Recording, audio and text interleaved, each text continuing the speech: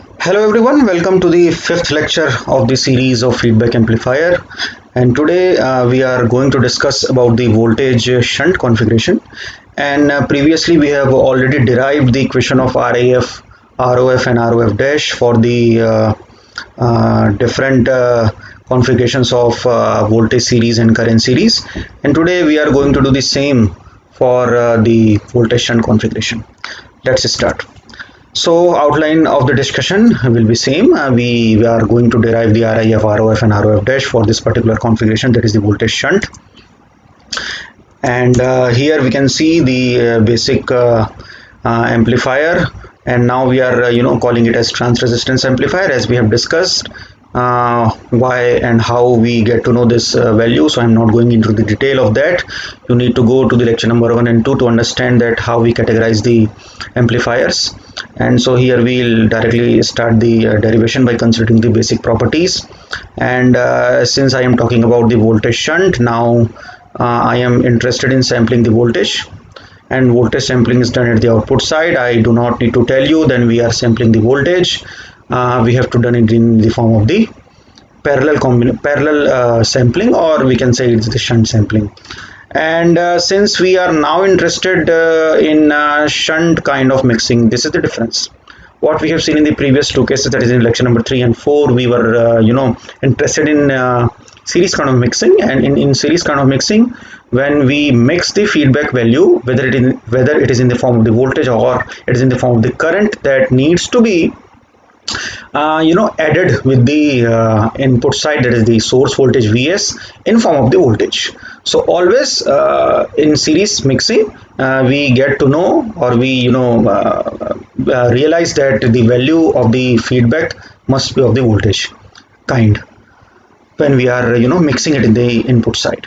But here we have drawn a different structure because we are interested in shunt mixing. So here parallel kind of circuit is drawn, and here now we are interested to mix in the form of the current. So what will be the change? The change will be when we are going to calculate the value of RIF, ROF and ROF dash, we will be considering the feedback current instead of feedback voltage. So IF will be VF will be replaced by IF. This is the only change which is going to be done. Rest of the circuitry will be same alike as we have discussed in the previous cases, depending upon the value of voltage or current we are sampling, and how it can be mixed with the source voltage or source current. So here since we have considered the shunt configuration, also this source current is drawn. So there is no source voltage, this is the source current, and feedback current is going to be mixed with the source current. So since it is the trans resistance amplifier, the value of Ri must be less than Rs, and value of Ro must be less than RL, as we have discussed in lecture number 1 and lecture number 2. So again, Rm, because it is a trans resistance, so V0 will be our output and II will be our input. So V0 upon Ra is basic amplifier, Rm, not the feedback amplifier. The feedback amplifier is different, basic amplifier is different. So V0 upon II is the basic configuration. This is the gain of this basic trans resistance amplifier. Okay, so let's start with the derivation. Here the input impedance is again Vi upon Is. This time it is Vi upon Is. Remember the previous two cases when we are mixing in the series form, we have written the equation number 1 as Vs upon Ii. Here we are writing Vi upon Is. These are the things to remember. In previous two cases, when we were giving the voltage or current from the sampling circuit to the mixer was a series type. So we have used the source voltage Vs to derive the RIF. Now since we are mixing in the parallel form or in the shunt type, here I am interested to write the value in kind of source current. So Vi upon Is is written here. So this equation is important. So since this is the circuit of KCL, because we are considering the shunt mixing, then again it is the Norton source. So we have preferred to have the KCL then the KVL to solve this particular problem or solve this particular input circuitry. Again the rule is same, the Is must be in the different direction than the IF. In case of voltage, they should have the different polarity. In case of the current, they should have the different directions. So is is opposing direction of the current, or you can also like say that since is is coming from here, it is divided into two parts. This is if which is flowing, and this is ii which is going. It is as simple as that. So we can apply the KCL. Minus is plus ii plus if equals to zeros, and we can write is equal to ii plus if. Now since the output circuitry is the form of the voltage, we are getting the value if in the form of the v naught. See students, do not get confused with this value of sometimes we write v naught, sometimes we write I naught, sometimes we write vf, sometimes we write if. It doesn't matter. What the thing is matter is which kind of sampling we are using and how we are mixing it in the input side. If I am mixing it in the input side in the form of shunt, I will be getting the value of if. If I am mixing it in the form of the series, I will be getting the value of the vf. Vf can also depend on current. Vf can also depend on voltage. Similarly, if can also depend on current, and if can also depend on the voltage. And in which circuitry it depends on the sampling circuitry. If we are sampling the voltage, then it will be in the form of the voltage. If we are sampling the current, it will be form of the current. Always remember that we have discussed and we have studied in network analysis that there are different kind of dependent sources. So voltage can depend on voltage can depend on current also, current can depend on current, and current can depend on voltage also. These are the basic things you need to remember while studying this particular unit. So have the good knowledge about the dependent sources, then only you can get to understand the detail of the analysis. So here I have just replaced the value of if, and I am getting the equation number 2. And moving ahead, this v naught is again v naught is where it is across the RL.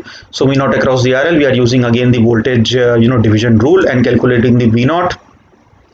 So v naught upon ii, then the simple again the start of this simplification and modification in the manipulations in the equation, and v naught upon ii is giving me the value of rm dash. Rm dash is again the replacement of these constants.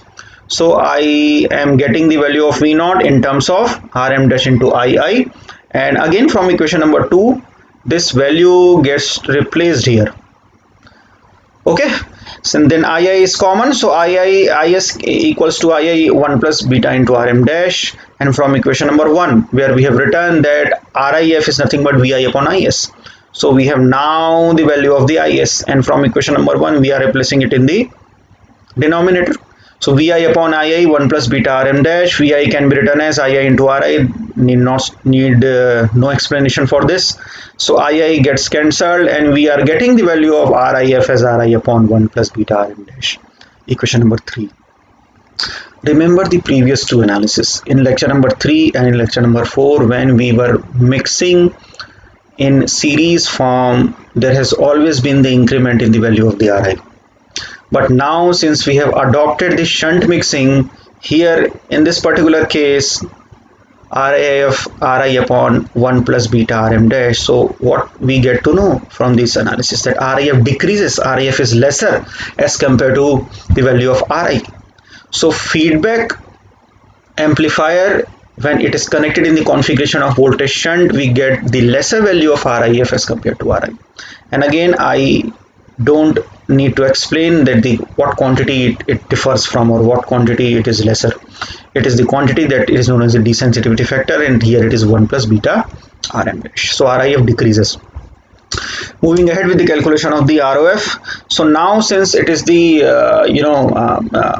current source, so we have opened it. In previous two cases it was the voltage source, we have shorted it, because again I am repeating the basic concept. We do not want any intervention of source to this particular output side, and the output side must be free from the interruption of the sources. So we disconnect the source voltages or source current from the circuitry in order to have the pure value of output impedance. So the input source is now open circuited.